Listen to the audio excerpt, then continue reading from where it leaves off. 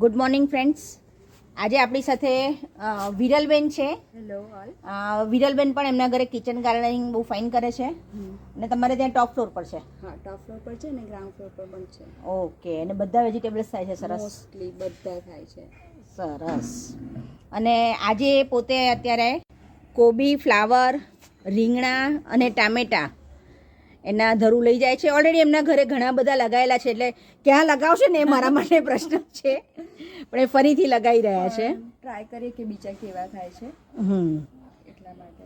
અને મારી સાથે જોડાયા પછીનો તમારો કોઈ અનુભવ કહી શકો તમે? હા, તમારી સાથે જોડાયા પછી હું વધારે સારી રીતે બધું કરી શકું છું. તમે કંઈ પણ ડિફિકલ્ટી હોય તો એમાં બહુ જ સારી રીતે હેલ્પ કરો છો.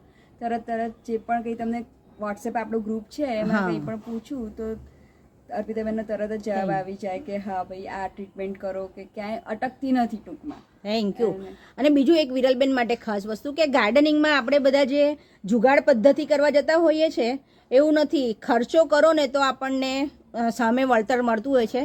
એમણે પણ, વિરલબેને પણ મારી જેમ આ જે મેં કરાવ્યું છે આખું કવર, એવી રીતે એમણે મારા કરતાં વધારે ખર્ચાથી કરાવેલું છે. આખું ટેરેસ કવર કરેલું છે, એટલે કદાચ તમને વધારે બેનિફિટ રહેતો હશે એનો. રેગ્યુલર બેઝ પર મોસ્ટલી હમણાં હું કહું તો આ સિઝન મોન્સૂન પછી શાક લગભગ મારું ઘરમાંથી આવે છે. ઓહો, એટલે સરસ, ગલકા છે, ભીંડા, ચોળી. સરસ. 70% જેટલું શાક તો આપણને ઘરમાંથી મળી રહેશે. ખરેખર આ વસ્તુ બધાને માટે પ્રેરણાદાયક છે ને આપણે બધાએ કિચન ગાર્ડનિંગ કરવું જોઈએ. આ વસ્તુ યુટ્યુબ કરતાં ખાસ કરીને આપણા ગ્રુપના મેમ્બર માટે છે, કે જે બધા આમાં જોડાયેલા છે એ લોકોને માટે છે, કે થોડુંક આવું શરૂઆત કરીએ આપણે તો ઘણું બધું મળી રહે આપણને. Thank you friends.